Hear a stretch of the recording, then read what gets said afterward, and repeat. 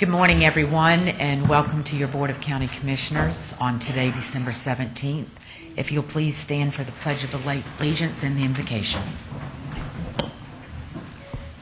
Dear Father, we thank you for another year of service and leadership. In your name we pray. Amen. Amen.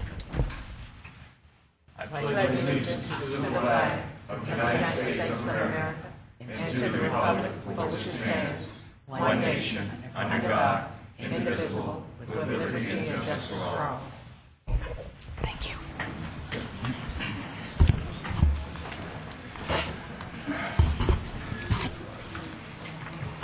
At this time, we'll move forward with today's minutes and proclamations, approval of which there are none. So is there a motion to approve our last minutes? Motion to approve. Second. All those in favor? Aye. Motion passes. Once again, there are no presentations today, so we will move forward with public comment. Is there anyone from the public who'd like to address the board? And just as a reminder, we have several public hearings, so if your comments are pertinent to those different issues, we just ask that you wait till that time. Yes, ma'am.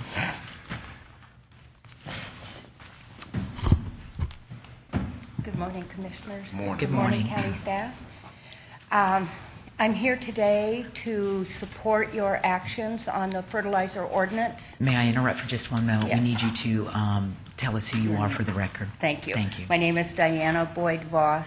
I'm from South Hutchinson Island, 323 Leeward Lane. I'm a 15-year resident of St. Lucie County. Thank you.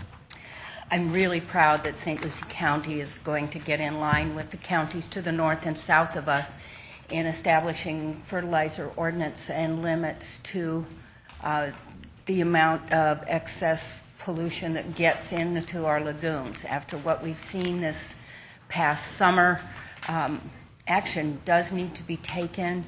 I really hope that St. Lucie County follows the lead of the counties to our north and south and makes these ordinances strong and very clear to the public. I think a 3-year period is going to be needed to really see the difference that it's going to make, although if we look at what's happened in the past in Florida and especially at Tampa Bay and their restriction of nutrients, it really, really makes a difference. We're blessed with a really healthy lagoon here because of the Fort Pierce Inlet, and we really need to keep it that way. Thank you so much for what you do. Thank you.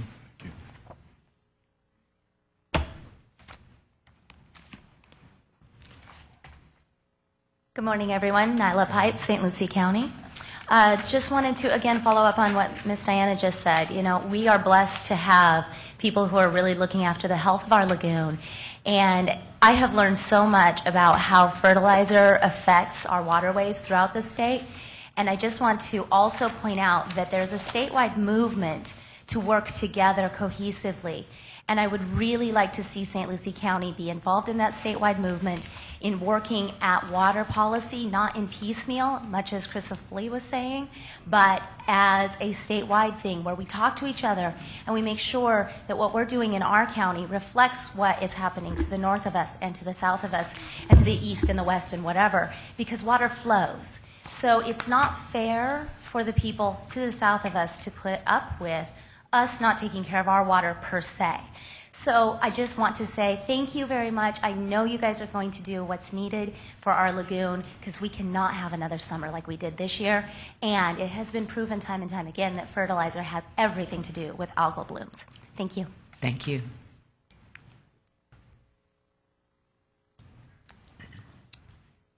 George Jones, resident of St. Lucie County.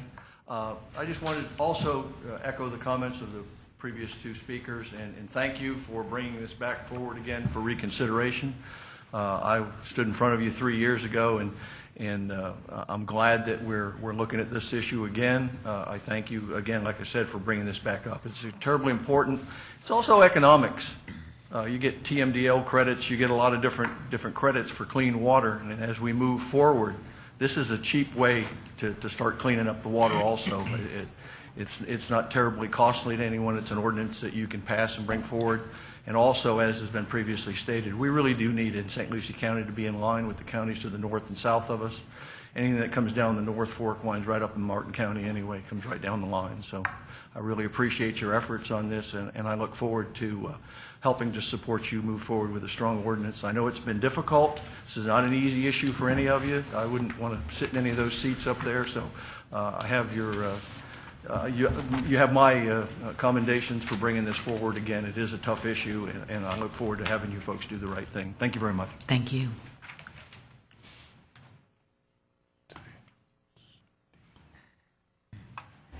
Hi, John Davis, 5244 Compass Cove, Fort Pierce, 34949. I just want to add my remarks to what everybody's been saying about the fertilizer ordinance. I know it's going to take a lot of courage because there's some opposition, but I believe majority of the people, as you see along the Indian River Lagoon, are supportive right behind you. The other thing is what the young lady was talking about with the Florida statewide effort. It's called Clean Water Declaration. They just come out with. They had a press conference last week. I attended, and I had copies. I was going to bring it and submit it to you personally. I hadn't had a chance to make the copies, but I will try to get it to you, and hopefully that you can read the declaration and also sign it and support this statewide effort in getting Florida clean water. That's what Florida's about, is the water. Thank you. Thank you.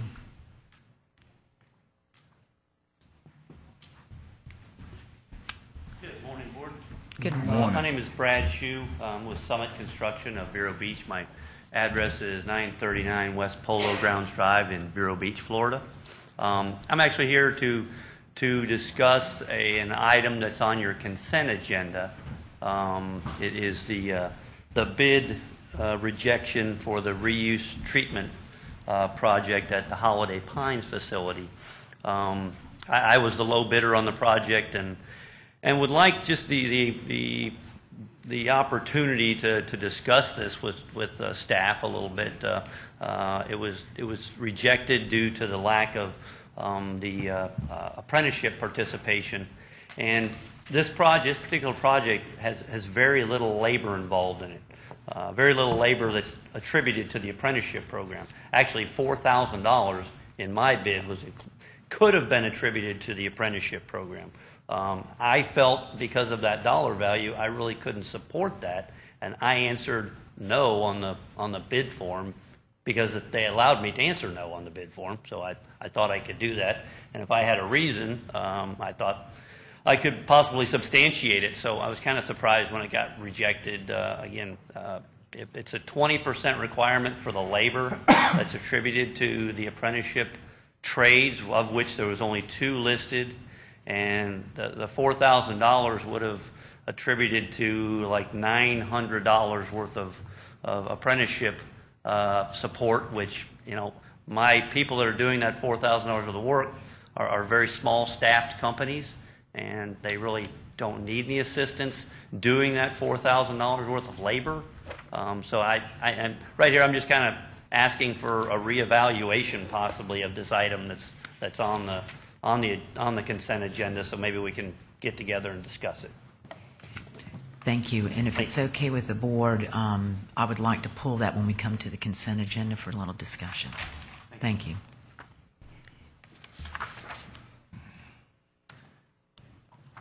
Good morning, Madam Chair, Honorable Commissioners, Ms. Outlaw, Mr. McIntyre, your wonderful staff and people in this chamber, and those watching me on TV. My name is Richard Silvestri. I live at 5708 Buchanan Drive, Fort Pierce. I just handed out brochures to the Commissioners for the Healing the Earth event at the Emerson Center in Vero Beach on February 21st and 22nd. If you have interest in sustainability, the environment, and the future, this is a must-attend event. There's a website listed in those brochures for you to obtain further information. That leads me into the subject of earth and climate justice. This morning, I will delay any presentation about the harm of the Trans-Canada Keystone XL pipeline and discuss another pipeline, the gas pipeline proposed by Florida Power and Light that will pass through this county to bring natural gas to their Indian Town cogeneration plant. At that plant, solar and natural gas are used alternately to produce electricity. An announcement was placed on the county website about a presentation by FP&L in November. This pipeline is of concern to the citizens of this county, so more publicity should have been given that event. Florida Power and Light has claimed that this project would bring more jobs to this county. Upon questioning at the presentation, it was learned that such jobs are a myth. The question was asked whether the natural gas carried in this pipeline comes from the hydraulic fracturing of deep rock strata known simply as fracking. Ultimately, it was learned that yes, there will be some gas derived from fracking in the pipeline burned in Indiantown. It is true that I often speak of the lessened use of fossil fuels when there are few other economically viable alternatives. But is that true? Isn't it possible that individual investors could and should stop expecting their stock's price to gain with each quarterly report? Instead of profit each quarter, Big Carbon could invest some revenue into research and development for renewable fuels such as solar, wind, and geothermal. If that were done, why in no time at all we could engineer our way away from these fuels that are not doing any of us justice. While we are not running out of fossil energy, the days of cheap fossil energy are over. The least expensive way to extract petroleum is by dry land drilling, as when the industry started 150 years ago. Now the oil companies have resorted to the very expensive fracking, strip mining of tar from sand in such places as Alberta, Canada, or through deep water offshore drilling. There is no explanation to the ramp up of extracting from such reserves that are so much more expensive except one. We have depleted the cheaper stuff. Regular crude reserves are so few that getting oil from them is more costly. Prices so high, these other three have become economically practicable. We all remember what harm deep water offshore drilling can do. Just think BP. Similar but worse environmental disasters await and have occurred with fracking and tar sands crude. Fracking is also used to extract natural gas. Before, most gas came from oil well fields, which are depleted. Now the natural gas industry has found it locked in deep rock strata. Often this is under our neighbors' barnyards in Colorado, New York, and Pennsylvania. Who pays then? The natural gas fracking process is contaminating the drinking supply for average Americans here in the USA, people like you and me. Earth justice is about justice to Mother Earth, its plants, its animals, and its people. These are people not in distant countries, but right here in the USA. And for what? So you and I can run our air cooler, swim in our heated pools, and have lower electric and gas bills. That is a lot to ask from real people with real lives that have been ruined by our selfishness. With earth justice, we must make some choices. It is time that people and the elected officials of this county stand up for justice for all Earth's living things, plants, animal, and human. None of us wants to give up air conditioning, swimming pools, and all the other electric conveniences available, but we have neighbors. That responsibility is to our neighbors in Pennsylvania, New York, and in the other states in the Northeast, New England, the Midwest, and Far West, where natural gas comes from fracking. We certainly should strive for better life for those in Africa, Bangladesh, or the Philippines. Is it so hard for us to empathize with their plight because they are in countries where the human condition is so wretched anyway? Is that lack of empathy due to distance, culture, customs, or due to difference in skin color or other external manifestations of the human race? Much indifference is because we have it so good here, we cannot imagine how bad it is there. Unfortunately, much of that lack of empathy is due to indifference, if not abject lack of concern for a fellow human being. It is simply, I don't care, I just want my due. Have we become so cold, so unconcerned, so cruel? I just have a few more words. I know I'm going over, but I would like to get this message. It's the last 5 minutes I'm going to get. For us to flagrantly burn fossil fuels such as methane, natural gas, when the technology for renewable, non-polluting energy production is available while our own kind pays the price is unconscionable. Americans like you and I, but living above the fracking rock, are turning on their taps to have flames, not water, come out. Their drinking water has been contaminated and their air is rotten to smell and taste. We must stop this inhumanity this injustice and this cruelty. We must become human again. Thank you for giving me your time. Thank you.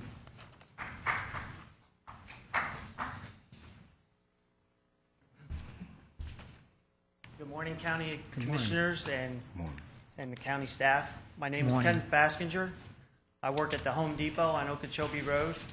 And on November 19th of this year, we lost one of our coworkers. She was riding a bicycle on Hartman Road and was struck and killed by a motorist. And I am here today to ask that the council put a sidewalk improvement plan on the CIP list. It's not only Maureen Quigg who was killed, but there was many others who have been hurt or killed on Hartman Road.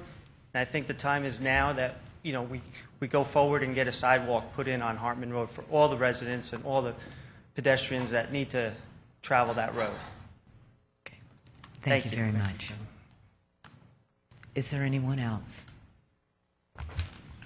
Seeing no one, we'll move on to today's consent agenda. Is there any item that a commissioner would like to pull for discussion or a separate vote? You were going to pull 7I, is that what I understood? Yes, I was going to be asking but I was waiting for the other commissioners. Item I. If there are none, can we go ahead and move along with the rest of the consent agenda? And Motion to approve. Second. all those in favor? Aye. Thank you. Motion passes. Moving on to item I, which is in regards to the rejection of the bids.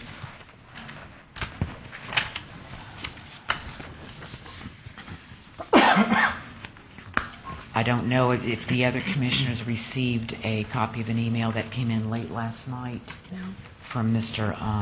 Shu. No, Pardon? I didn't get No. one. Was staff given a copy of this? Yes, ma'am. Okay.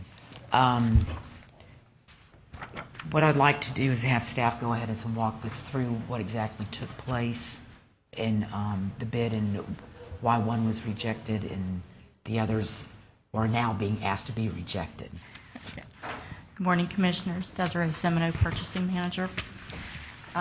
This bid had 2 trades that were identified in the bid package. When we received the bids in, we received 4 bids. 3 of the bids included, they did include the apprenticeship, they met the apprenticeship requirement. The lowest bid did not. There was a form that was included in the bid package, which on that form, the bidder is to either say that they're going to meet the apprenticeship requirement.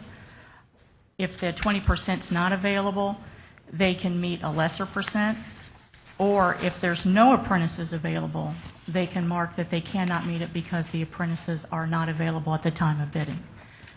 In the lowest bid, that is what they marked, that the apprentices were not available. The 2 trades that were identified in the bid was pipe fitters and electrician.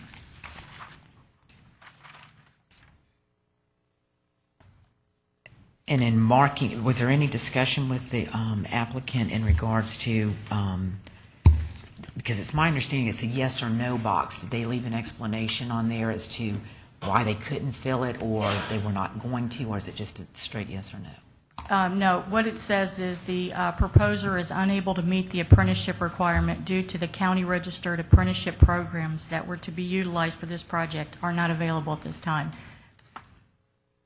Okay, and then my other question on this, and so the board's aware of this, I did meet with the bidder that was here this morning, Mr. Shu, and there were some questions raised that I felt needed to be addressed, at least by this board, prior to moving into the rebid, if that's how we decide to vote. On the pipe fitting, and this is where I'm having a little bit of trouble understanding, is the pipe fitting that's required on the job that's being bid, is that the same type of pipe fitting that the trade does? Because it's my understanding it's 2 different types of pipe lay. One is an underground piping, which is more PVC pipe and gluing, because it's already pre-cut and all that stuff. the trade itself of pipe fitting is a whole different trade. Lori Wall, the Utility Director. I believe what you said is correct, but not knowing exactly what the trades do, the apprenticeship program, I hesitate to say yes for sure. Yes, we have underground stuff. I don't know if the apprenticeship program has been dealing with that or not. I don't believe they have. I think theirs is more above ground, but I don't know, Desiree, if you know either. I don't know. And that's the issue that I'm kind of having a little trouble with. It's not that I'm not being supportive of the apprenticeship, but if it's something that the apprenticeship program doesn't even address or offer, it's kind of misleading to require someone to fill a position for a trade that's not even part of the project itself. It's a totally different thing just from, and I guess you would just label it as pipe fitting, but it's a totally different animal. Is that making any sense where my question is coming into play? Yes, it is. Do we know, well, let me see, can we verify, can staff verify if the type of pipe fitting that's going on is exactly what I was told? You know, if that's the requirement. Yes, we can. You know, if I may, Madam Chair. Yes. Moving forward, maybe we could get a list of what the apprenticeship does offer in the form of jobs, abilities for the future. That way, ahead of time, when those bid goes out, go out for bidding. Well, I think we already know what those require, Commissioner. I think where the difference is coming into play is that maybe staff, as much good as they do, sometimes we all tend to take things that we know for granted and forget that not everybody else knows them. That maybe when they review prior to putting it out, if they already know it's not going to fit that trade, you know, or the apprenticeship program that we're trying to promote, that maybe it should be exempt right off the bat instead of, you know, that it shouldn't include that not disclaimer requirement. And that's the thing that you and I are on the same page, being able to know that before time. Exactly. And then deal with that situation accordingly relative to the fact that we would know what they can and cannot do. And if they can't do it, then it shouldn't be a requirement. That's basically what I'm saying. And that's the point I was trying to make. I didn't realize I learned something new yesterday. So, yeah. That it's two different types of so-called pipe fitting. Exactly. And I understand where it could be a mix-up because of the different style of pipe fitting. Right. So that's the point well taken. So I think what my question I'm asking the board is if there would be any interest in, before we go out, if we decide to go ahead and reject today, if when they go to rebid, if the staff would have the ability to go, if we would okay the staff the ability, after they've looked at it and realized, you know, that this doesn't quite fit the apprenticeship program, that they would be allowed to let that go. Madam Chair? Yes. One of the concerns I have with that, while I am certainly willing to check with all the to ask staff, I wouldn't do it myself, unfortunately, to ask staff to check with all the apprenticeship programs. There are a number of them. I understand we have a really tight time frame on this particular project, and if our next meeting isn't for another, 2 weeks? Or is it 3 weeks even? I'm not sure. 3 weeks perhaps.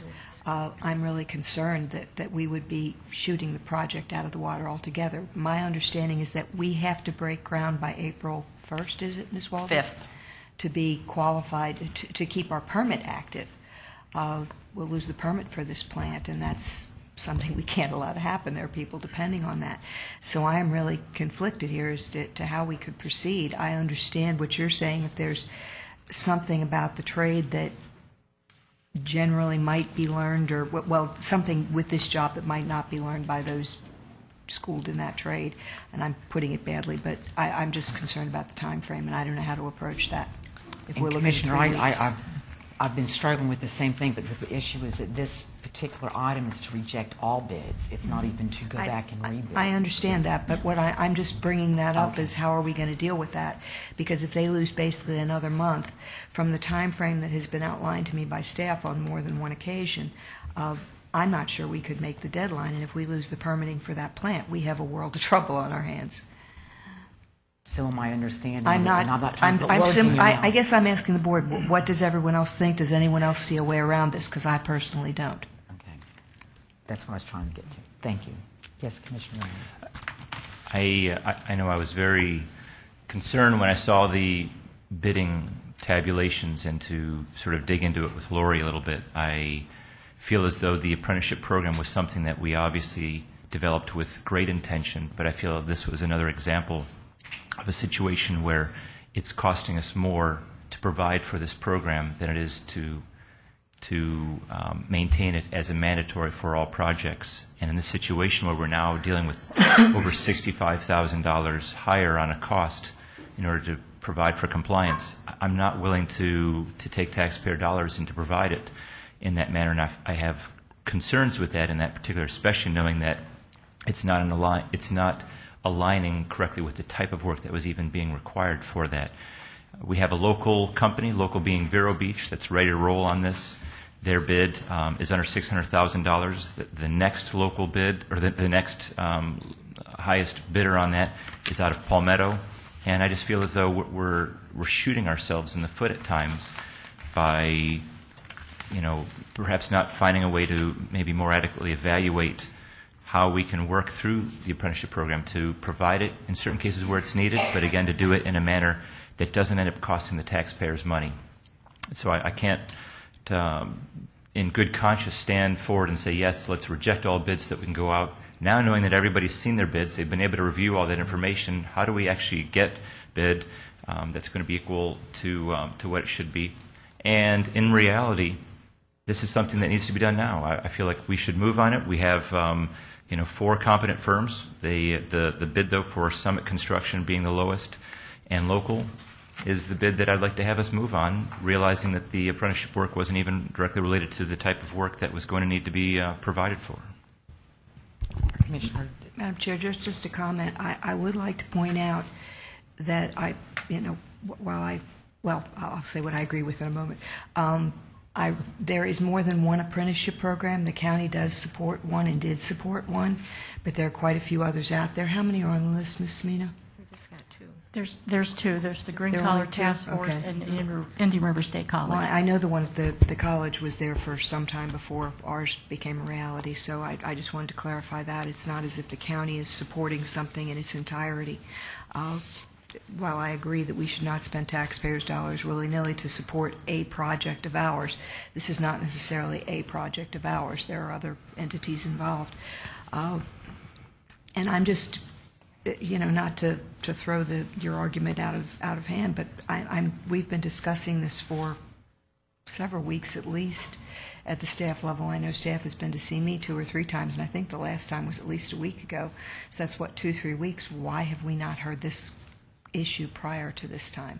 I'm kind of confused as to why this was out there. I understand there's been discussion with the bidders and staff ongoing, and today we hear that it's not even the same kind of work, and I'm just kind of concerned as to why this arose at such a late date when we do have a time frame to meet. Commissioners, if I may. Yes. The trades that were identified in the bid were identified by the engineer for utilities. We send them a list of the trades that we have registered with St. Lucie County, and they send back to us the trades that were included in this bid. And then that's what we put into the bid documents when we send them out. If we reject the bid, we can go back to our engineer and ask him to reevaluate if the pipe fitters is included in there or not. And then if we rebid it, we can take that trade out. It's not something that would have to come back to the board because our intention is if it's rejected today, it is going to be re-advertised right away. So we can meet the April 5th deadline. Madam Chair? Yes, sir. I'd like to ask staff, did each of the other bidders have apprentices in their bids? They did. So all the other ones had apprentices. I just want to remind the board that the apprenticeship program was a public-private partnership that this board, or previous boards, had entered into with the building trades, and it was largely because We were going through a downturn in the economy. The construction trades were leaving the county at an alarming rate. There were no workers, trained workers, to take over those specific skilled labor jobs. And as part of that public-private partnership, the trades ponied up over $500,000 in labor and product to set aside and build a training facility at no cost to the apprentice applicants. They are being trained for free to have a skill set, to be able to be a productive worker in this county, to be able to make a living, to buy a home, to recycle dollars in this county. I'll also remind you that if it wasn't for the Green Collar Apprenticeship Program, when FP&L invested $750 million in an upgrade at the plant, that money would have gone somewhere else. Those tax dollars, I think it's about $600,000 a year minimum in additional taxation that FPL provides to this county in taxes. But it was because of the Green Collar Apprenticeship Program that they were able to train on site right here in St. Lucie County to have trained workers on that nuclear facility. So I want to remind you of those minimal issues. The other is, if it is the intention of this board to dismantle the apprenticeship program, I would suggest that this board choose to repay the cost of the facility, the labor, and the build-out that those trades invested on our behalf in a partnership. This is just, appears to me, another opportunity to try and repeal or to bring down the apprenticeship program, of which hundreds of individuals who've gone through and have benefited from the training. I'm going to just say that out loud, as I did. I'm not in support of having this, I'm in support of having it going out to rebid. The bid process takes 60 days maximum. April is the date in which I'm hearing has to be started. There's plenty of time to do it. I'm not in favor of pulling this. I'm in favor of letting it go back to rebid. Mr. Chairman, See how it goes? Commissioner, I totally understand and respect, but I think your comments are not what I was hearing from the rest of the board. What you addressed was not issues I was hearing from the rest of the board. I don't think it was brought up with the intent of dismantling. That's a story for another day, for a discussion for another day, if that's where... Madam Chair, I disagree, because this is now the third or fourth contract that this board has had to review. And of these 3 or 4 contracts, the apprenticeship program has systematically been removed from all the bid process. We have a process in place. We have an ordinance that we've provided. We have an agreement that we made. And so this is now, we have not yet fulfilled our obligation in over 3.5 years. That I will disagree with, Commissioner. Right, and well. my point is, the point that I brought up was that the trade was not actually what we would assume was the apprenticeship trade when it was described to me of the type of pipe fitting that was being used, that the project required, and I have now staff verifying that to me. That's where my issue came into play, that I'm holding. If you'll excuse me, sir, I waited until you were done speaking. That we were trying to put together whether we were holding companies, all of them that applied, under a different requirement than was actually necessary of what the job itself required. So your point is well taken, and I have no problem with the upcoming months bringing that issue on the apprenticeship back up for discussion and seeing how you feel the way you do. I think that's something that we should address as a board, possibly at an upcoming informal. And Mrs. Outlaw, I'd like to see that brought back in the next couple of months, please. Yes, ma'am. It is on your January informal meeting agenda. Thank you. And then in regards to today's agenda, what I am hearing, and please correct me if I'm wrong, we have a commissioner who is concerned about either whether we should even reject today's bids or move forward with awarding. Then we also have the feel of whether or not to go ahead and rebid, along with leaving out the issue on the apprenticeship, at least when it came to the pipe fitting. If I may, Madam Chair. Yes, sir. I understand when situations come up, and I understand when Commissioner Mowry says, you know, another $65,000, you know, towards the program or towards a project. But one of the things that we have to keep under consideration, especially when dealing with the Green Collar Task Force, the money that they've put up. Not only that, the money that the locals who work on those projects will spend back in our county. Those are tax dollars as well. And that's something that we have to be reminded of. But in the same process, we also, if we can get closer away from, closer to a number that's bidded, of course, to all the other bidders, and we can have local people on it, I think that would be still more beneficial than us sending jobs or allowing jobs to be worked by people outside of our county. You know, when we have people inside our county who are taxpayers and want to be taxpayers and have families to take care of. And that's something that we always have to take under consideration, because at the end of the day, we have to make sure that we've been elected to take care of people in this county. And I just wanted to bring that up as a target subject. But moving forward, I'm like Commissioner Zadowski on this. I think we need to bid out, send it back out for bid. We do have enough time to turn this thing around and go from there. Madam Chair. Yes, sir. Just to add to this fun discussion this morning. Merry Christmas. I want you to be cautious, because if you look at the list, when you start looking at the apprentice, those that are in the apprenticeship program, I spent some time going through it with a local contractor, because we have not had a local contractor, again, local contractors, that have been able to utilize the program successfully. So I went through the list with our local contractor, and as I began looking at, most of those that were even eligible on the apprenticeship program were not local individuals. They were from West Palm Beach, they were from Orlando, they were from other areas, but they're participating in the program. Are you talking about the Green Collar Task Force? Correct.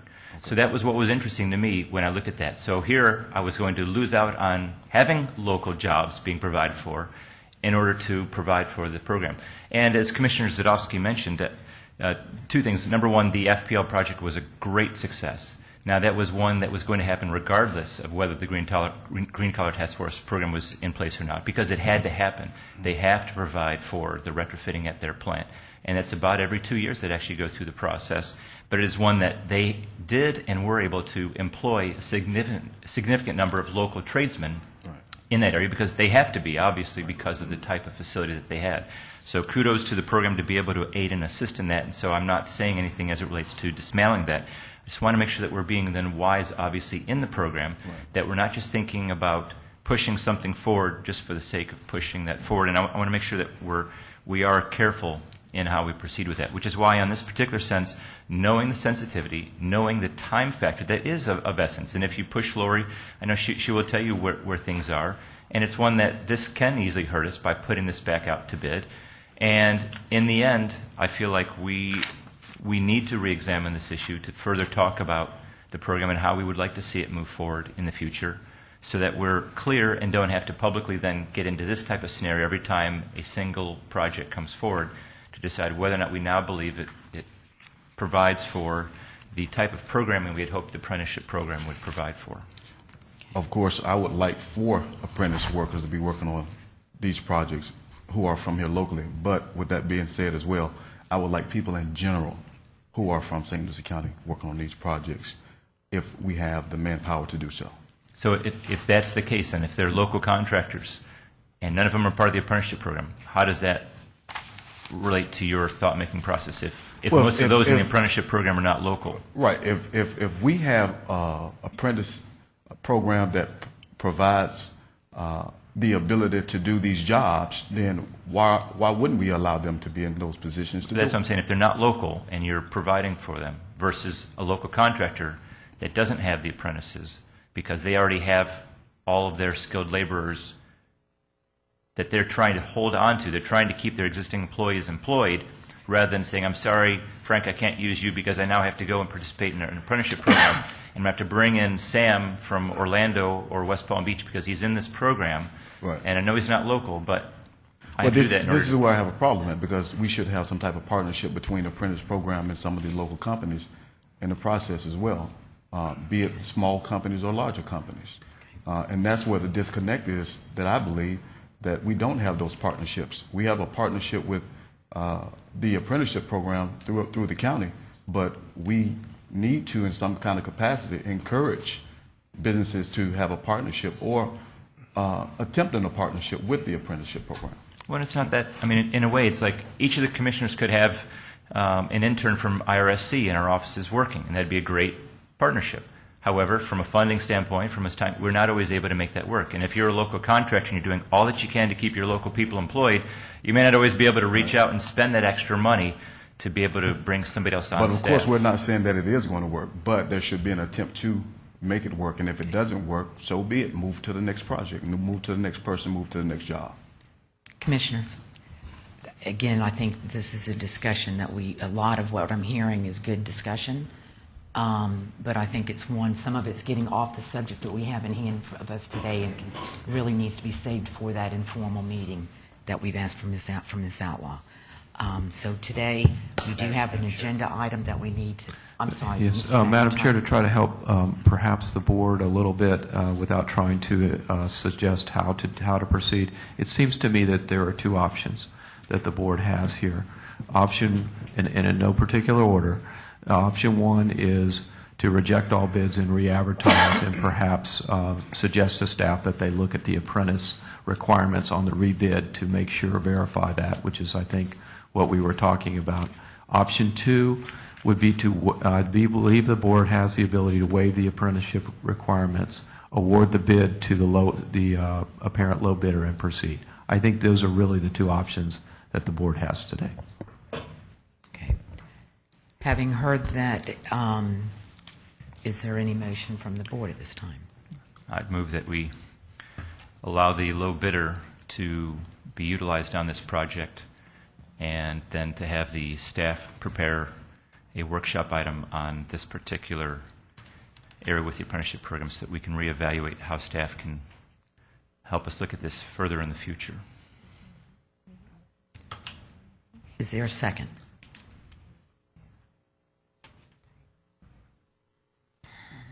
Motion fails. Is there another motion the board would like to entertain? Motion to reject all bids, send it back out the board.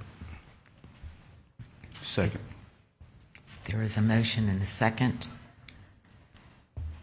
Madam Secretary, would you please call the roll? For discussion? Yes, please. Can I ask Ms. Waldy what the implications are going to be for us to be able to delay and go through this process? It's going to be real tight. We'll have to get it out to bid immediately, and when we get back, wherever we award it, it'll be to get the contract. I mean, we have 3 months to really move forward. So if everything in a perfect world goes okay, we'll make it. And what happens if it doesn't? We'll be down talking to DEP and explaining the delay. Okay, so what does that mean further? What implications are involved, if you can be frank? I'm hopeful that because of our rapport with DEP, they will be okay in understanding our delay. So is it placing public health, safety, and welfare in jeopardy, or what is the case? No, I can't say that. It's just it's dealing with FDEP and making sure we meet our requirements to getting this done. And the plant will still be functioning. Everything is still rolling along, but we had set forth with the DEP the timeline to get this done, and that would be, we would potentially not meet that by 2 weeks, 3 weeks. Which means fines would be imposed, or what's the? That's always possible, but my plan is to obviously sit down with them as soon as we get the bids back. And following up with that conversation, so what I'm hearing is you feel like we can meet that date, but only in a perfect world. Right. It's real tight. We go out to bid. We have the holidays in there. We have to get the bids back. We have to come back to the board. Then we have to get the contract in place, and they have to mobilize and break ground. Right. And may I ask the motion maker, did your motion include, I'm assuming it did not because you didn't say it, but I just want to verify it because we discussed it earlier. Did your motion include whether or not to have staff reevaluate the apprenticeship, at least in regards to the pipe fitting? No, ma'am. Thank you. There's a motion and a second on the floor. Madam Secretary, would you please call the roll? Commissioner Lewis? Yes, ma'am. Yes, sir. I'm sorry. Commissioner Mowry? No. Commissioner Johnson. Yes, sir. Commissioner Zadowski. Yes, sir. Madam Chair. Due to the fact that it does not look at allowing the staff to review the apprenticeship requirement, no. We have 3 yeas and 2 noes. Motion passes. Thank you. We're going to end the year on a good note here. Let's move on to the rest of our agenda for today, which includes moving into our regular agenda. First is our public hearing on ordinance 2013-39, Land Development Code text changes.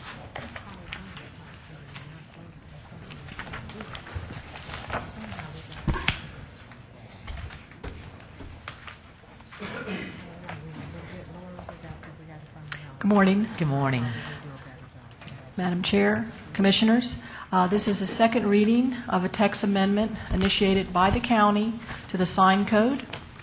The amendments proposed in this ordinance relate to the special event process regarding banners and pennants, and it enables businesses to have more flexibility in marketing. I'm a little off. Also, we are proposing regulations for sidewalk signage, which would include a menu sign, and there will be standards with that. All of the appropriate advertising has been done for this meeting today. Staff has a letter of support from the Chamber of Commerce on the text amendment. As you know, the Planning and Zoning Commission recommended approval also of the text amendment, and at this time staff recommends to the board that this morning to adopt on second reading the ordinance. Thank you. Thank you. Are there any questions from the board? Seeing none at this time, I'd like to open up for public comment. Is there anyone from the public who'd like to address the board? Seeing none, we'll close public comment and come back to the board. I have one comment, and I would like to thank you, Monica, for working with many of our small businesses and getting their input, especially when it comes to some of the banners and flags. I think it's been several long months that you've been doing that, and it is certainly appreciated. You're welcome. Thank you. Is there a motion from the board at this time? Madam Chair, move approval. Second. All those in favor? Aye. Motion passes.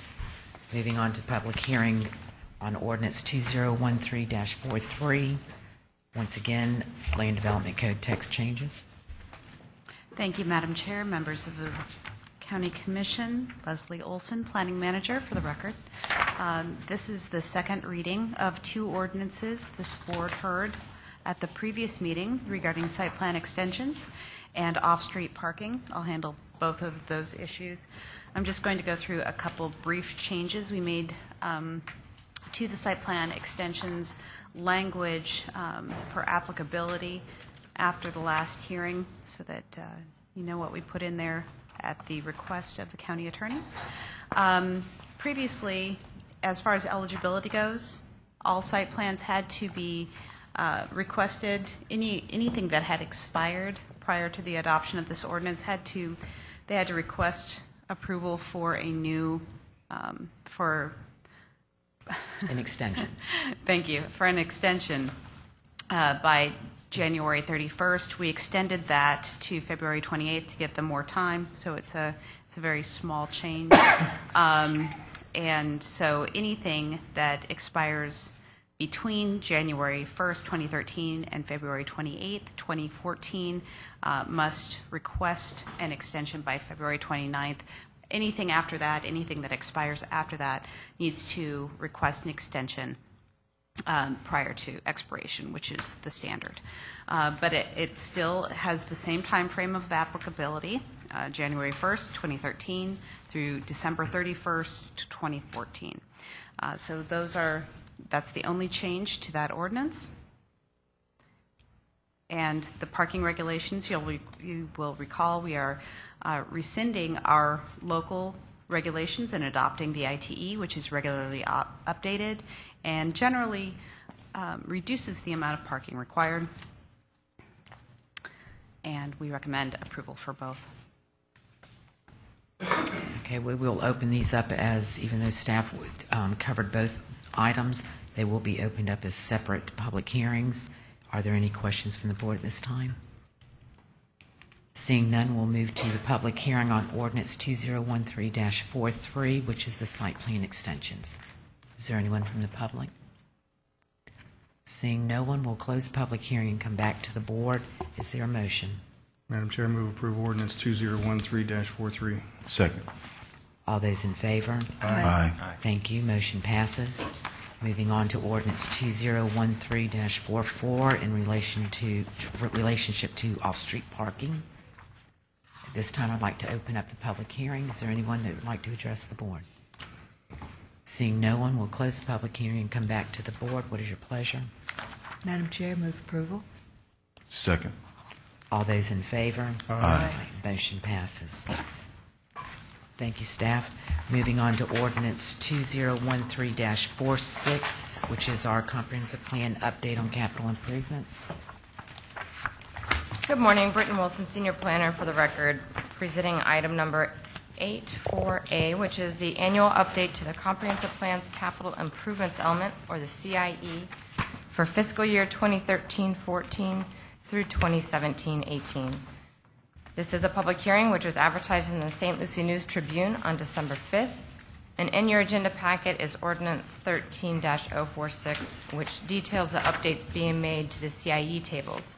And I have just a brief presentation on the CIE update process. The annual update to the capital improvements element is an administrative long-range planning tool required by the state to be updated every year through this one single adoption public hearing.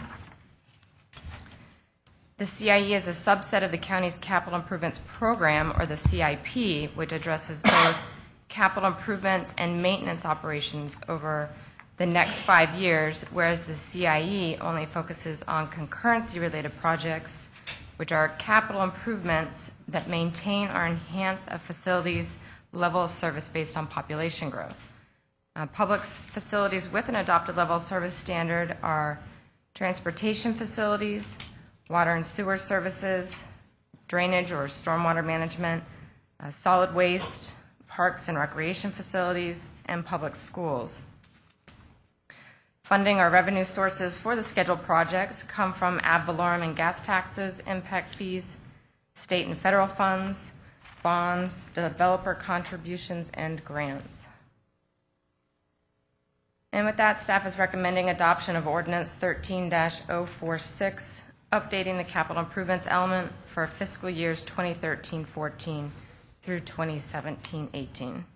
And that concludes my presentation. Thank you. Is there any questions from the board? Seeing none, we'll open up the public hearing. Is there anyone from the public who'd like to address the board? Seeing no one, we'll close the public hearing and come back to the board. Motion to approve Ordinance 13-046. Second. There's a motion and a second. All those in favor? Aye. Motion passes.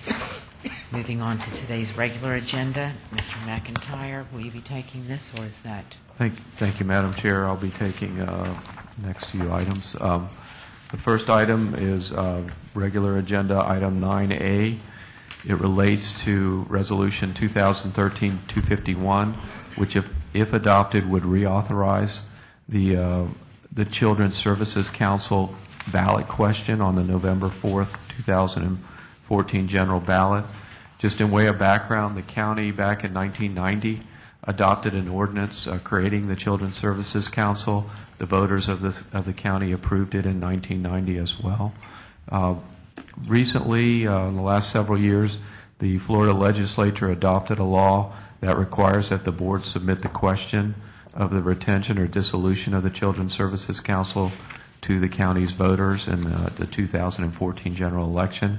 In that regard, we've proposed a resolution that, if adopted, would require the placement of the ballot question identified in the resolution on the November 2014 general election ballot. The ballot question was recommended by the Children's Services Council of the county There may be people in the audience from the council that are available if the board has any questions. Staff recommends approval. Thank you. Are there any questions from the board at this time?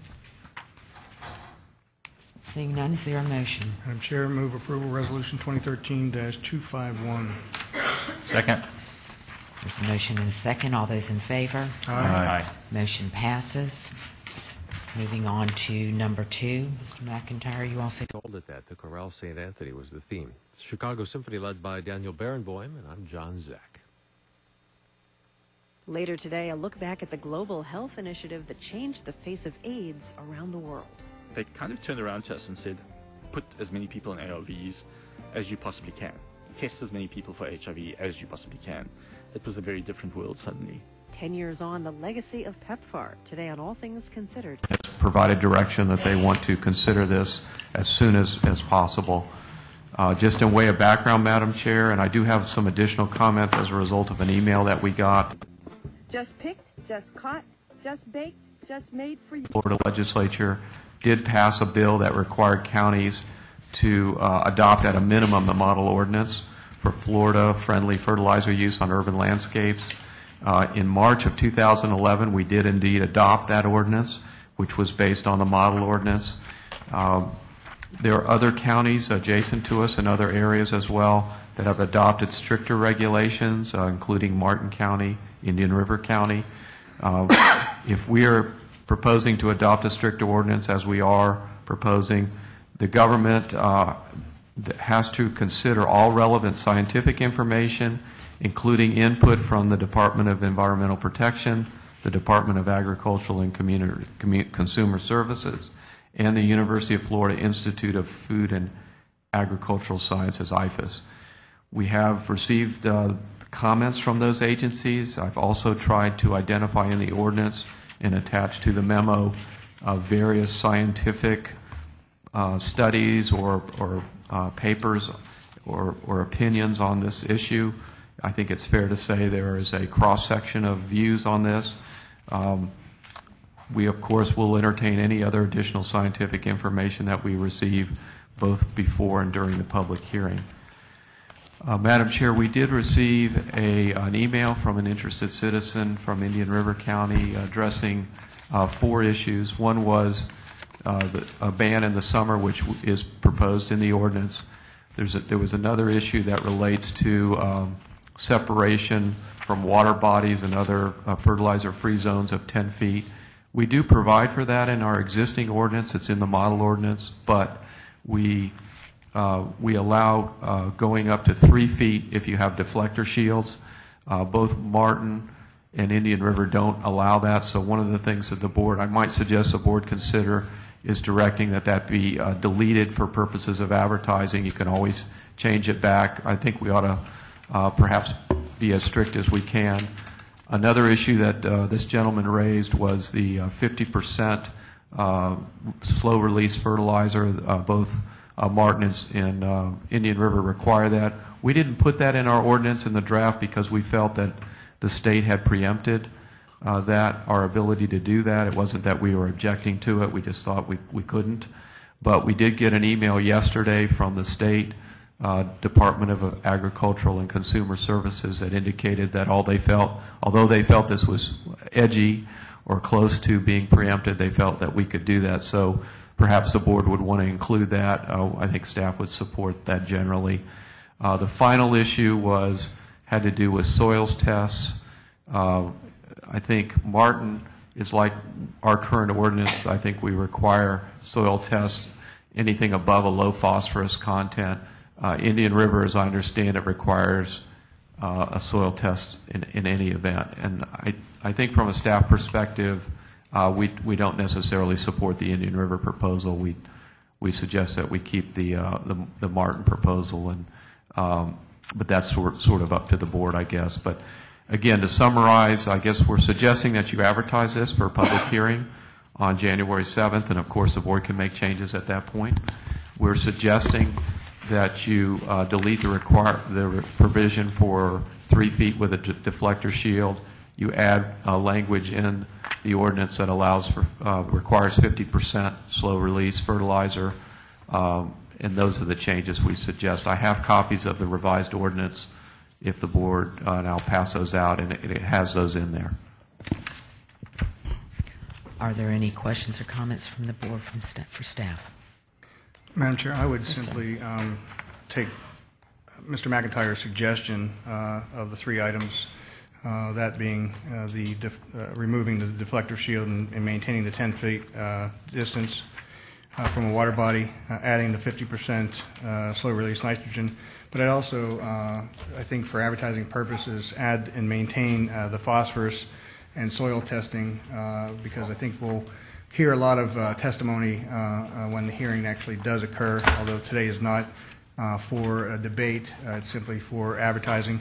But I think that having the public understand what the maximum ordinance that we're trying to accomplish, or some of us are trying to accomplish, is important, so that we can debate the issues and hear the public during that hearing. So I would ask that, for advertising purposes, at the very least, is that all the stronger provisions be in place, just for advertising, and we'll go from there at the hearing. Are there any other comments?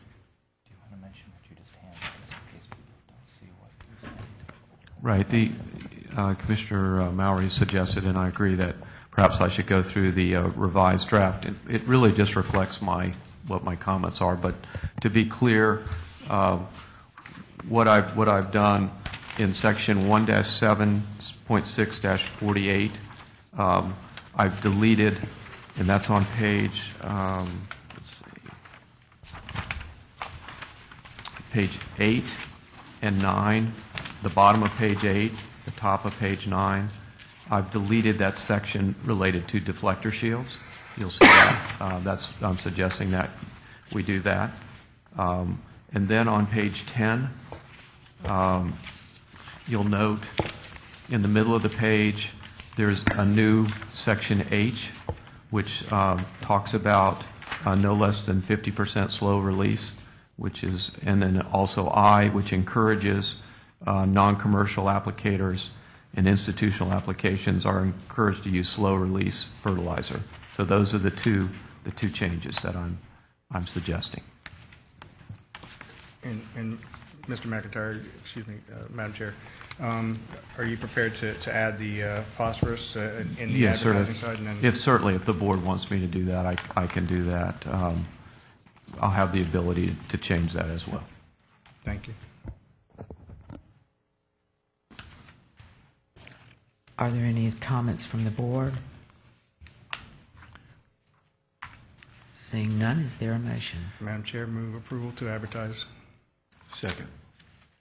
Advertise with the As proposed, defined, yes. in the latest, Yes, 9A, I think we're Thank looking you. at. Thank you.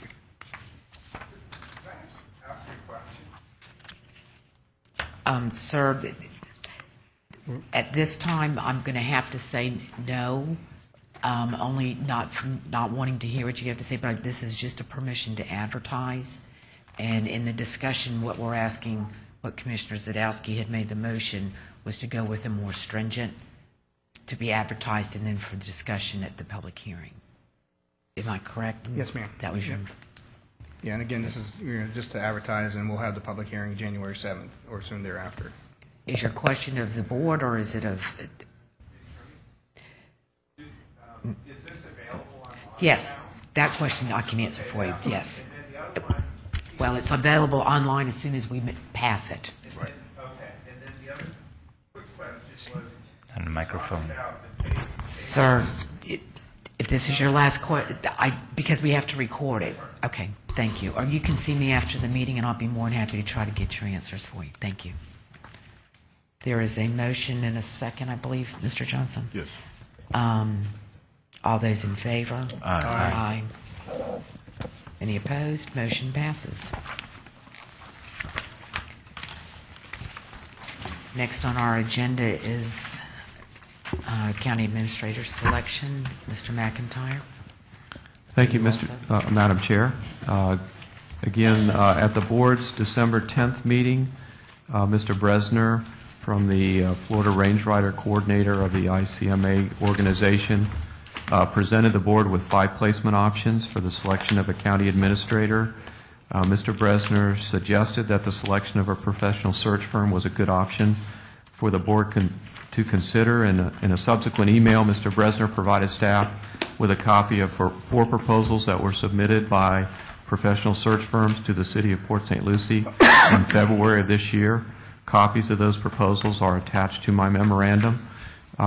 In addition to that, county staff, actually the county attorney prepared a summary of the 4 proposals in a matrix form that's also attached. In terms of discussion, if the board is interested in using a professional search firm, staff suggests that the board consider reviewing the Port St. Lucie proposals, select one or more of the proposals focusing on the qualifications and Florida experience of the proposers. If the board decides to proceed in this manner and is able to select one or more proposers at this meeting, it's possible for county staff to solicit proposals from those selected firms for board review at the board's January 7th meeting. In other words, I'm suggesting that you select 1, 2, 3, or 4 of the firms, direct staff to solicit proposals from those firms for review at the January 7th meeting. That's 3 weeks from now. We have, I think, the time to do that. These folks do this on a regular basis. I think they can meet a deadline of perhaps December 30th to get that, and then we can provide those proposals to the board. An alternative to that would be for the board to solicit formal proposals from interested firms through an RFP. Because the estimated cost of this service is less than $25,000, we're not required to do that, but the board could do that. That, of course, would delay the process by probably at least 30 days. In terms of recommendations, I'm recommending that we select one or more firms from the 4 proposers that submitted proposals to the City of Port St. Lucie and direct staff to solicit proposals from those selected firms for review by the board at the board's January 7th meeting. Madam Chair, I'm happy to go through the matrix if the board wants. It's fairly self-explanatory, but I can give you a sense of the experience. And I looked at, for instance, I looked at the Florida office. There's one firm that has headquarters in Florida. The others are branch offices. The scope of services all seem to have a complete process.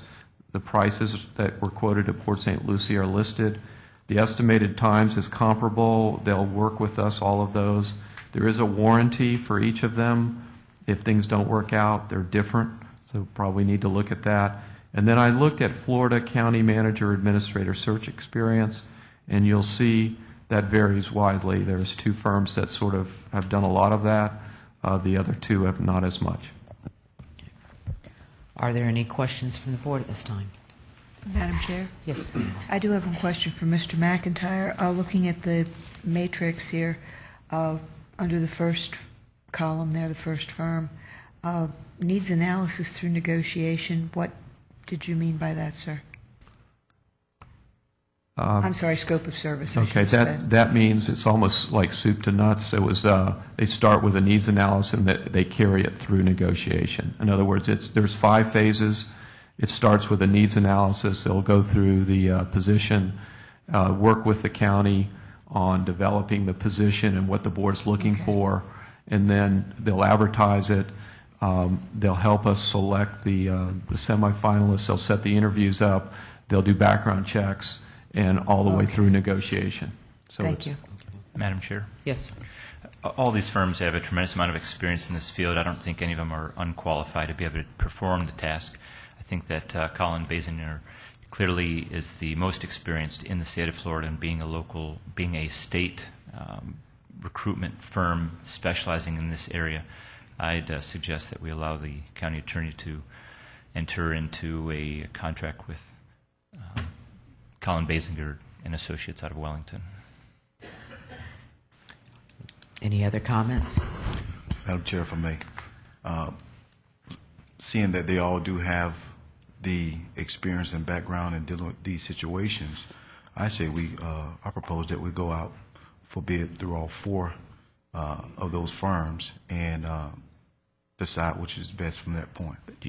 They don't really bid differently, though, because otherwise they'll have one community competing against another. So they're all pretty much stock fees. The fee is is exactly what you see. So that's why you need to look at the fee, and then based upon that, you need to decide who you believe is the most. And that's just because their experiences, they have communities that say, well, hey, you did it for $5,000 less, and then the next county says, well, then you have to do it for us. They're dealing with all the governmental entities, so their fee is the same.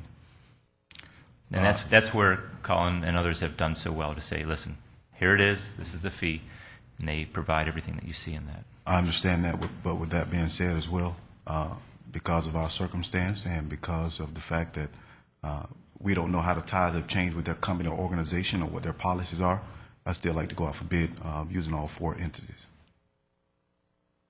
Are you talking to do it like an RFP, or are you Correct. talking to do just to have staff do it? That was Staff do an RFP. Madam Chair? Yes. I'd just like to ask Mr. McIntyre, this really was a bid process that has already occurred. We're basically piggybacking on a bid process that's already occurred. It's already done. Right. What I'm suggesting you do is not go out for a formal RFP, because I think that's already, you don't need to do that. We've already got these 4 proposals. I think so we already have, so all the information here is pertinent to the degree that these are the bidded prices. Well, what I'm saying is pick 1, 2, 3, or 4, and then I will, or through the purchasing, somebody, some staff, will go to the 1, 2, 3, or 4 and get them to submit a proposal directly to the county. Because what we have now is the city, Port St. Lucie, have them submit a proposal by December 30th to the county. That was my concern, because that was their negotiation with the city. Does not mean that that's going to be their negotiation with us. We'll find that out. You get that by December 30th, and I'll agenda this for board action on January 7th. I could do that with 1 firm. I could do it with 2, 3, or 4, and then still present it to the board on January the 7th. We'll have proposals to St. Lucie, not to Port St. Lucie, but to St. Lucie County, and then the board can decide. Now, again, if you want to pick 1 firm and just get a proposal from that and then put that on the agenda, I'm okay with that. If you want to do 2, 3, or 4, I'm okay with that too. But I don't think we need to go out for formal proposals. I think that'll delay the process. I think these are the firms that are in the area and we've already seen. That's what Port St. Lucie did. I don't think they went out for formal proposals. They just solicited from these 4 firms. Okay. Madam Chair, to maybe support your concern, maybe we just go with 1 and 4 and have them submit, and that way it'll be reduced time. They have the most experience out of all 4. It gives us competition is always good, but that way it allays your concerns and meets the opportunity for the most experience, since the process has already taken place before. Just as an aside, though, both of them are the exact same price. They're off by $80. So I think you really need to...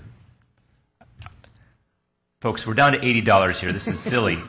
Pick the firm that you know is going to do the job that you want. Well, I feel like this is... well, with that being said, that also gives us time to reevaluate the firms ourselves. You are not going to reevaluate anything. You look at that aspect. We're going to reevaluate the firms. You need to be realistic here. No, we're going to reevaluate the firms. Thank you. We have 2 separate on here. Commissioner Lewis, would you like to weigh in? Why do I have to be next?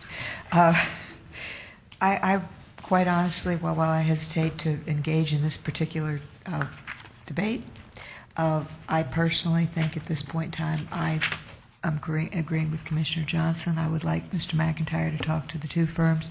It's not simply a matter of $450 or whatever the difference is. I'm seeing, would you say $80? Probably more like $70 actually. But anyway, I really think if we were to talk to the 2 and discover if there was any difference in anything else that's not appearing in the matrix, I would just have a comfort level. I mean, the same reason we're talking about going out for a larger base search, I feel that also applies to the firms here. So I would like the 1st and the 4th to be considered, just in line with the matrix. Okay. I'm going to ask for a motion, or at least, Mr. McIntyre, we just need to give staff direction. Do we not, or do we actually need to do a motion? Either way, Madam Chair, I think we just need to know what you want to do. So however that works for you all, it's we'll do it. All right, I am going to go with the, also looking at getting a proposal from both 1 and 4. And I say that only to keep it as open as can be. You never know what changes at the last minute, and this will kind of flush it out. Commissioner, I agree with you on that. But I'm sure both are going to be just as qualified. But I think that your personalities and the challenges will be what needs to be fleshed out the most, whether from their side or ours, following this discussion. That's why I love it. You'll So be pulling one consultant from Key West that have to come all the way up versus somebody that's just over in No, Wellington. they're just going to be done over the phone, asking for them to give proposals. I know what I'm saying. Personality-wise, though, you'll see that. So Madam Chair, it appears that there's a consensus with 1 and 4. Then, in terms of staff recommendation, having heard that, staff recommends that the board select the firms number 1 and 4, that Colin Basinger and Associates and Slavin Management Consultants. Direct staff to request proposals from those 2 firms by December 30th for review by the board at the board's January 7th, 2014 meeting. Staff recommends that as approval. Madam Chair, I thought we just gave a consensus to you. Why are we doing the motion? The county administrator would like, I suggest that we do a motion. All right, we'll do it in form of a motion. Is there a motion? Move approval. Second. As indicated. All those in favor? Wait, discussion. Discussion. So, realizing the proposals will look like we've already seen, I mean, in terms of the paper, is there additional information you're wanting from these firms so that you're able to answer some of the questions that you believe are out there? Or are you wanting the county attorney to conduct personal interviews of them beforehand so that he has more information? I just want to make sure that I'm clear, because they've provided all their written information, which is already in the packet, that describes their process. I just want to make sure that, otherwise he'll be bringing these back, and it may look exactly the same. And if it does, that may not help our discussions. I don't know if there's maybe something we can provide to help him make sure that he gets other clarifications that you're wanting, or if there are certain directions you'd like for him to go in. Otherwise, it may not be as helpful. Madam Chair, Yes. Commissioner, I think that Mr. McIntyre, with his vast level of experience and having worked with multiple administrators over several decades, will have some semblance of how to talk to and walk through the process with these professional organizations. I would support leaving that process to Mr. McIntyre's experience and expertise. Yes, Madam Chair, just a comment. While I'm sure what we are looking at is basically what these firms do, so they've presented it and it will be presented pretty much the same, I would just suggest that a county administration is not quite the same as the city administration. The St. Lucie County is not quite the same as the city of Port St. Lucie. And if there were anything different, I would just like an opportunity to see that in the firm's proposal. There is a motion and a second.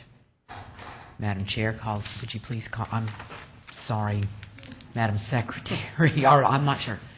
Who's secretary today? You would please call, y'all are really throwing me today. Please call the roll. Commissioner Lewis.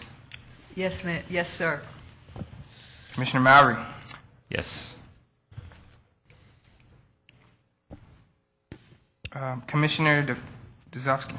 Yes, sir. Commissioner Johnson. Yes, sir. Madam Chair. Yes. Motion passes. Well, at this time... Madam Chair? Yes, sir. Before we actually jump to comments, I have a question and wonder if it may help the utility situation. Back on the motion that was approved, if the 3 bids that we received, the Commission believes are already in accordance with the policy as it even relates to the purchasing, there appears to be the lowest bidder is within a small range of the actual estimated construction cost estimate that was provided by the engineer. Would the council or would the Commission rather have that approval done and just select that lowest bidder by just maybe as a third option would be to have you all just modify the bid amount? $620,000 was what the project estimate was at. As a result, since the second highest bid came in about $40,000 above that, and if you're comfortable with everything that you're seeing, why not then perhaps make that another option of having you all just go ahead and approve that, rather than trying to have them... In other words, they've already sent all their information out. It's sort of awkward because they can now review each other's material, and it can make it so that it's not always a fair process. But if you're comfortable then with knowing you have 4 bidders, you're throwing out the one because they didn't provide for the apprenticeship program. The other 3 did, and if you're comfortable then with the lowest of that group, you could always, as another opportunity, rather than going back through this process... In other words, basically, go ahead and up the budget. Up the budget. Allow that to move forward, so that way there will never be a concern, perhaps, with the DEP and moving things in that area. So I just wanted to make that mention. If there's that concern, knowing then you won't be dealing with whether or not you're... I understand what you're saying, and I would have to defer to both legal and... Ms. Point of order. That's exactly my thought process. We've already discussed this. We had a public hearing on it. Point of order, Mr. McIntyre? Well, first of all, there's a substantive issue. I think the reason we recommended rejection was that it was over budget, and that was an issue. If we're going to reconsider this, it would have to be first a motion. We don't follow Robert's rules, but typically there would be a motion to reconsider the board's action. There would need to be a second on that, and then the board could consider it at that point. So that's probably procedurally how we should do, because the board's action was to reject and re-advertise. We supported that. That was the board's action, as I recall. If I may, Madam Chair, Yes, Lori please. Walde, Utility Director. The second bidder is $45,000 above budget. So that's quite a bit of a difference. The question is, can your budget absorb it? And can the budget absorb? I mean, that's cost to do, 1.5 lift stations. So, I mean, we would have to defer something else if we move the budget. The reason I mentioned it was, as I was sitting here thinking, if you rebid this, you could come back with perhaps the same numbers or slight variations. But if it still is not at that $620,000 mark, you're still in the same scenario where you're over what was provided. And I didn't want us to be 2 months down the line and all of a sudden realize we've hit that, and now Lori's saying, oh, now what do we do? So if this is something we're needing to do, and it's down to $45,000, and you're happy, and you know that those are the 3 bidders, you have their prices that have been defined. Just as a comment, rather than having staff or somebody later say, oh, you know what, we had another option that you all could have considered, and to have you miss that opportunity. Madam Chair? Yes, ma'am. I had discussed that to some extent with staff, and given the fact that it was so much above budget, and while I understand what my colleague is saying as well, the conclusion of our discussions, and I won't tell you how happy they were with my decision, but that's another issue. I decided, given the fact that it was above budget, that we should go back out. If the one was non-responsive for all intents and purposes and the others were above budget, I didn't really see a point in attempting to, we had to either revise our budget or ignore our own rule, per se. And I decided that the best process, the cleanest process, was to just start over. Now, once again, that was my opinion. There are 5 of us for a reason.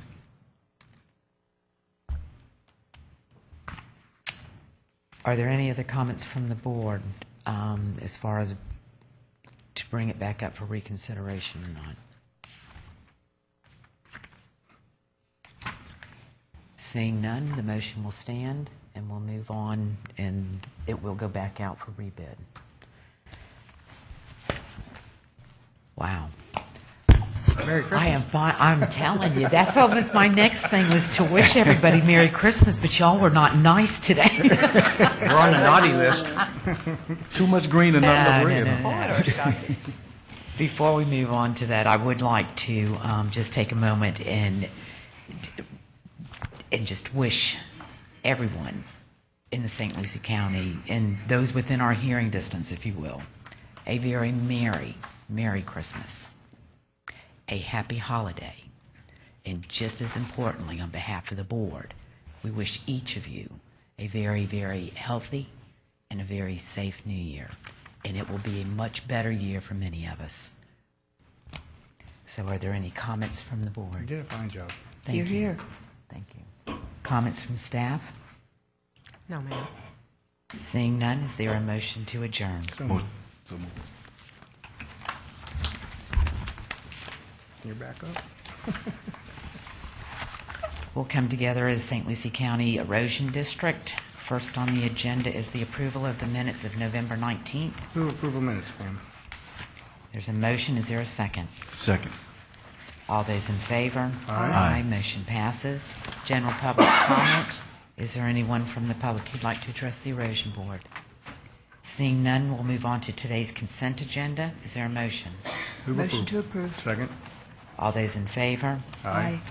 If there's no further discussion, is there a motion to adjourn? So moved. Thank you. We are adjourned. We come to order as the Mosquito District. Is there a motion to approve the minutes from our November 19th meeting? So moved. Second. All in favor? Aye. Okay. Is there any discussion? None. All right. Now we would like to allow the public an opportunity to address the Mosquito District Board. Would everyone willing to address the board today? With that being said, we'd like to move now to the consent agenda, since we've not been addressed by anyone from the public. Motion to approve. Second. All in favor? Aye. Aye. All right. With that said, we're done. And Motion to adjourn. Motion to adjourn? So moved. All right. Thank you. Merry Christmas, board. Merry Christmas.